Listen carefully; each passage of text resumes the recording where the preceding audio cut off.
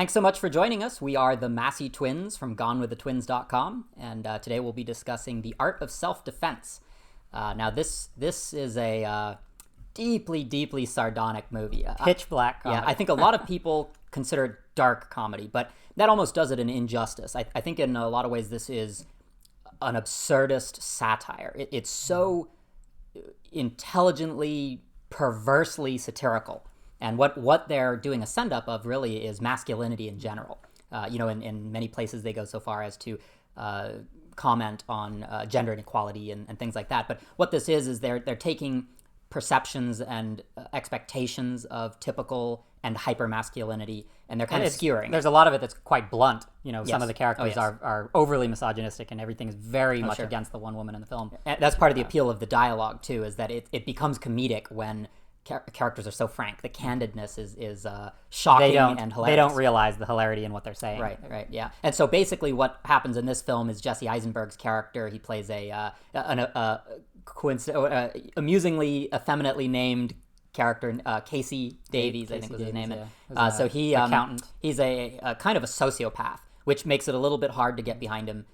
He's a very uncommon hero, very much extreme an anti-hero. social awkwardness going on. Yes. And so as audience members, we're vicariously experiencing this movie through the eyes of someone. It's hopefully it's not difficult. like everyone. Hopefully people don't associate too closely with this character, but he is our hero, so we kind of have to perceive things through his eyes. And he ends up getting mugged, and it's a bit of a violent scene. So he is. He's beaten up by a motorcycle gang. Yeah, and he becomes even more he retreats further, a little bit more reclusive, and it decides, almost out of character perhaps, he passes a karate dojo and decides that he will learn karate so that he can take control of his own self-defense. And there's some humor. There's a lot of humor that goes with this. A lot of the humor of the rivalry between characters in the dojo, the ranking system in the dojo, but also, it gets pretty dark at many points. And I think for me, right from the outset, I never took this movie completely seriously, even though some of the moments are shocking, some of it is a little bit severe. And I think because of that, I was able to appreciate the humor more consistently.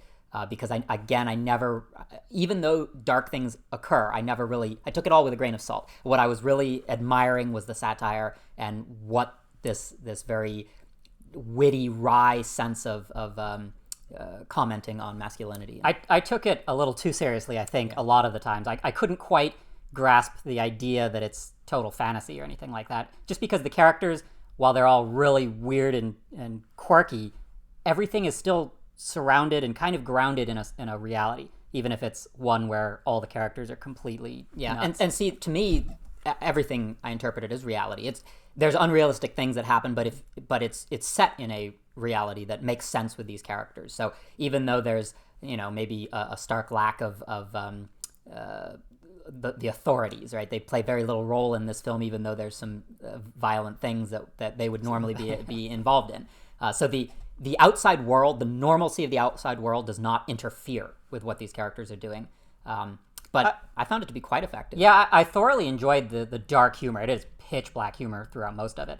But I found I struggled a bit with this tonal inconsistency. The film starts, the characters are all extremely quirky and weird, and they kind of slowly shift. Maybe midway through the film, they become extremely dark and serious, and then by the time you reach the conclusion, it's kind of gone back to this very jokey, hokey, goofy sort of realm where these characters exist. And for me, that tonal shift, especially, I guess you could say it's the climax of the film. They got right up to that line of the dark comedy crossing into just straight up crime drama, and they stayed there on that line for too long. So to me, it lost a lot of the humor that it had built up, it had been working towards. It worked better for me because although they did get up to that line, they never crossed it. I think we liken this a bit to, was it James Gunn who did Super with Rainn Wilson and was it Ellen Page? Yeah. So there's a movie that it's mostly comedic, but then there's a couple scenes that are so bizarre and so almost revolting that they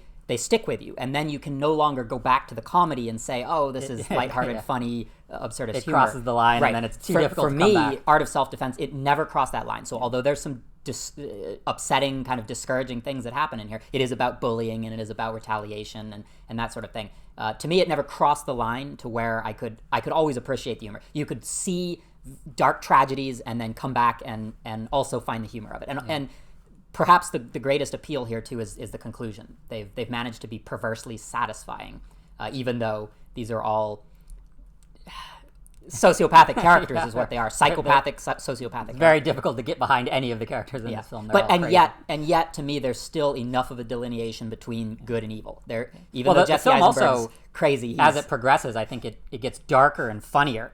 But the characters are getting more violent and weirder and more extreme. So yeah, it's a tough. It didn't bother me. That didn't bother me at all. Yeah, I thought it was more consistent. It's almost like the characters you're rooting for are just getting more and more despicable, and then it's harder to get behind them. But for me, the conclusion brings that all back around, and then I forgive anything that's even slightly dour. Well, in that same arena, I also felt that while yes, the characters are, maybe it's harder to get behind them, maybe it's easier to get back into that idea of fantasy. The film got a little more predictable.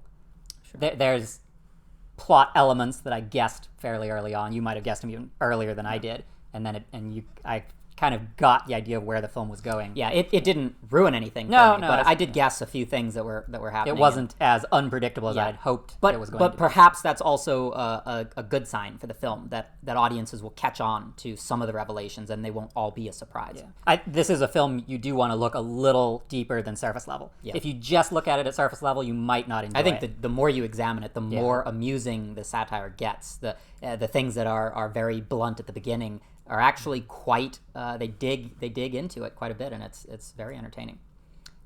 Okay, well, that about wraps things up. So thank you so much for watching, and we'll be back with another movie review before you know it.